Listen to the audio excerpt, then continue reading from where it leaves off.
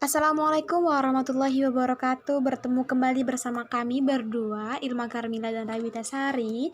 Nah, di kali ini kami akan menjelaskan mengenai autisme. Nah, penjelasan pertama yang akan dijelaskan oleh Rawita Sari mengenai pengertian dan gejala autisme, dan kemudian akan disambung oleh saya sendiri, faktor penyebab dan bagaimana upaya terapi yang dilakukan. Nah, langsung saja saya persilakan kepada Rawita Sari untuk menjelaskan mengenai gejala dan pengertian autisme. Assalamualaikum warahmatullahi wabarakatuh. Saya Rabita Sari dan rekan saya Ilma Karmila. Kami dari kelompok 5 akan membahas autisme. Baiklah, langsung saja ke pengertian autisme. Autisme adalah gangguan perkembangan otak yang memengaruhi kemampuan penderita dalam berkomunikasi maupun berinteraksi dengan orang lain. Berdasarkan data dari WHO, autisme ini terjadi pada 1 dari 160 anak di seluruh dunia. Nah, sangat penting bagi kita untuk mengetahui ciri-ciri autisme sedini mungkin. Secara umum, ciri-ciri anak autisme terdiri dari 3 karakteristik. Yang pertama, kesulitan berkomunikasi.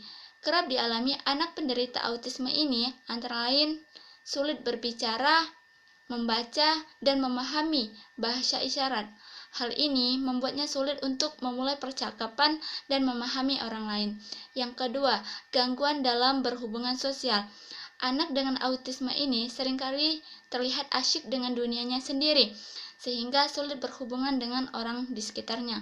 Oleh karena itu, anak autis ini biasanya tidak mudah berteman dan bermain dengan teman sebayanya. Yang ketiga, gangguan perilaku. Perilaku yang khas yang biasanya ditunjukkan oleh anak autis yaitu yang pertama, marah, menangis, dan tertawa tanpa alasan yang jelas. Yang kedua, hanya menyukai atau mengonsumsi makanan tertentu. Yang ketiga, melakukan tindakan atau gerakan tertentu yang dilakukan secara berulang-ulang seperti mengayunkan tangan ataupun memutar-mutar badannya.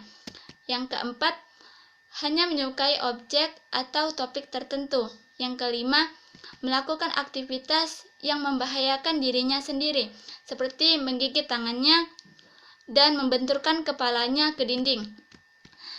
Demikianlah penjelasan pengertian dan ciri-ciri autisme. Selanjutnya akan dilanjutkan oleh rekan saya Ilma Karmila. Terima kasih. Selanjutnya akan dijelaskan oleh Ilma Karmila. Bismillahirrahmanirrahim. Assalamualaikum warahmatullahi wabarakatuh. Perkenalkan, nama saya Ilma Karmila. Saya dari Prodi Psikologi Islam YIN Pontianak, semester 6. Nah, saya di sini akan melanjutkan penjelasan dari rekan saya, Rawita Sari, mengenai penyebab autisme. Nah, menurut Akokela 1966 menyebutkan bahwa ada 3 perspektif. Yang pertama, yaitu perspektif psikodinamika. Menurut Bethlehem 1996 juga penyebab dari autisme karena adanya penolakan yang dilakukan oleh orang tua terhadap anaknya.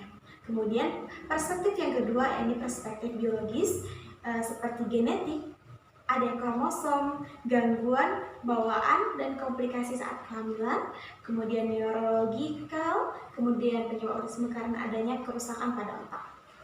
Nah, perspektif yang ketiga yaitu kognitif, adanya masalah dalam mengatur dan menyatukan input terhadap alat perasa.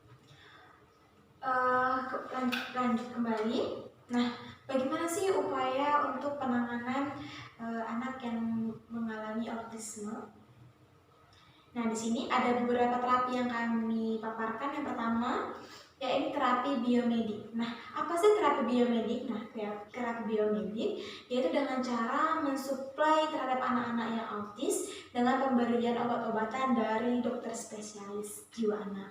Nah, jenis obat apa sih? Seperti kayak obat yang suplemen atau vitamin. Nah, adapun metode yang kedua yaitu teach, yaitu suatu metode yang dilakukan untuk mendidik anak autis dengan menggunakan kekuatan relatifnya pada hal yang terstruktur dan kesenangannya pada rutinitas dan hal-hal yang dapat diperkirakan dan relatif mampu berhasil pada lingkungan yang visual dibandingkan dengan auditori. Yaitu terapi sosial. Dalam terapi sosial, seorang terapis harus mampu memberikan fasilitas anak pada anak autis yang bergaul dengan teman-teman sebayanya untuk bergaul dan mencari cara secara langsung, karena biasanya anak penyandang autis memiliki kelemahan dalam bidang komunikasi dan interaksi.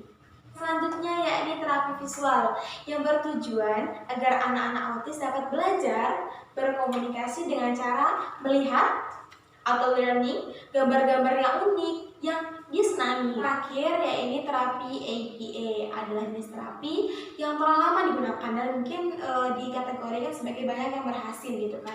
Nah, penelitian ini didesain khusus pada anak-anak penyandang autisme. Yang dipakai terapi ini adalah dengan memberikan pelatihan khusus pada anak-anak dengan memberikan positif reinforcement seperti misalnya hadiah atau misalnya ketika dia melakukan hal-hal yang baik, melakukan hal-hal yang mendukung gitu, maka kita akan memberi dia hadiah. Dan ketika dia melakukan hal-hal yang di luar dari kata positif, maka kita tidak akan memberikan dia sebuah reinforcement atau hadiah gitu. Nah, mungkin hanya ini bisa kami sampaikan, kurang lebihnya kami mohon maaf. Jika ada kurangannya kedatangan dari kami pribadi. Akhirnya saya Ilma Karmila, wabillahi taufiq wal hidayah. Wassalamualaikum warahmatullahi wabarakatuh. Sampai di sini video penjelasan kami mengenai autisme. Kami ucapkan terima kasih dan semoga bermanfaat untuk kalian semuanya.